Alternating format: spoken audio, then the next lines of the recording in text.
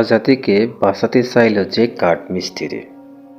কোরআনে আল্লাহ এক জনপদের অধিবাসীদের দৃষ্টান্ত বর্ণনা করেছেন যখন তাদের কাছে এসেছিলেন রাসূলগণ। এই জনপদের নাম কোরআনে উল্লেখ নেই। মুহাম্মদ সাল্লাল্লাহু আলাইহি সাল্লাম ইবনে ইসহাক ইবনে আব্বাস কাব ইবনে আহবার ওয়াব ইবনে মুনাবের মতো ইতিহাসবিদগণ বলেছেন যে জনপদের নাম আন্তকিয়া। মুজামুল মুলদান গ্রন্থে আছে যে আন্তকিয়া নামে শাম অঞ্চলে প্রাচীন নগরী। এটি বর্তমানে তুরস্কে অবস্থিত। সেই যুগে সমৃদ্ধ স্থাপত্য প্রসিদ্ধ ছিল আন্তক্রিয়া। নগরটি দর্শনার্থীদের চোখ আটকে রাখতে নিজস্ব সৌন্দর্য, এতে খ্রিস্টানদের সোনা রূপার কারুকার্য খচিত বড় গির্জা ছিল। সাহাবী আবু উবাইদা ইবনে জাররাহ রাদিয়াল্লাহু আনহু এই শহর জয় করেন। আন্তক্রিয়া অধিবাসীদের আল্লাহর একত্ববাদকে অস্বীকার করত। তাদের বাদশা আন্তিখিসও ছিলেন বহু ঈশ্বরীর পূজারী। তাদের হিদায়াতের জন্য আল্লাহ 3 জন রাসূল পাঠান, সাদেক, সাদুক ও সালুম। রাসূল আন্তকিয়াবাসীকে আল্লাহর পথে দাওয়াত দিলেন, তারা মুখ ফিরিয়ে নিলেন। তাদের মিথ্যাবাদী বলল, তারা দাওয়াত অব্যাহত রাখলেন। অবিশ্বাসীরা বিরক্ত হলো, রাসূলের মেরে ফেলার ফন্দি করল।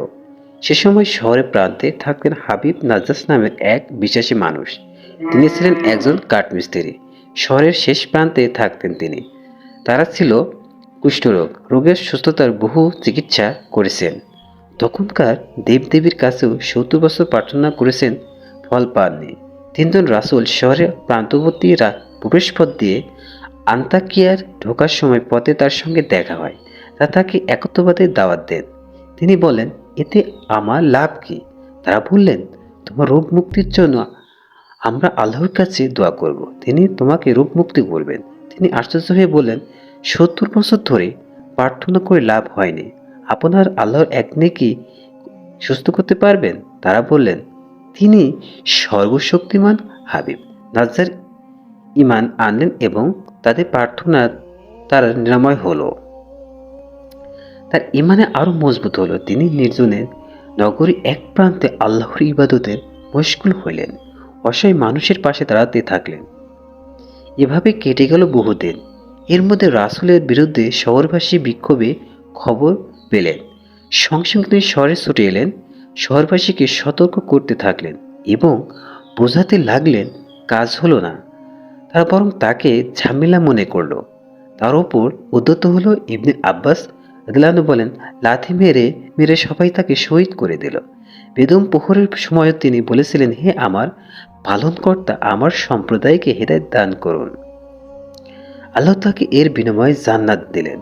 তিনি জান্নাতের নিয়ামত দেখে সম্প্রদায়ের লোকদের কথা মনে করতে আফসোস করেছিলেন, যা কোরআনে উল্লেখ রয়েছে এভাবে যে তাকে বলা হলো, তুমি জান্নাত প্রবেশ করো। সে বলল, হায়, আমার জাতি যদি জানতো পারত যে আমার রব আমাকে ক্ষমা করেছেন এবং আমাকে সম্মানিতভাবে অন্তর্ভুক্ত করেছেন। ওইদিকে আল্লাহ আন্তকিয়াবাসীকে ধ্বংস করে দেন। এর জন্য তিনি কোনো ফেরেশতা পাঠাননি। জিবরিল আলাইহিস সালামকে শুধু আওয়াজ দিতে আদেশ করলেন। জিবরিল আলাইহিস সালাম এমন ভয়ঙ্কর গর্জন করে উঠলেন, তা শুনে জনপদের অধিবাসী যেখানে ছিল সে অবস্থায় মরে পড়ে থাকল। আল্লামা ইবনে কাসির ও ইমাম বুখারী রাদিয়াল্লাহু আনহু এর মতে এই ঘটনা ঘটেছিল ঈসা আলাইহিস সালামের পরবর্তী সময়ে। আসসালামু আলাইকুম বন্ধুরা, ভিডিওটি ভালো লাগলে শেয়ার করে আমাদের সাথে থাকবেন।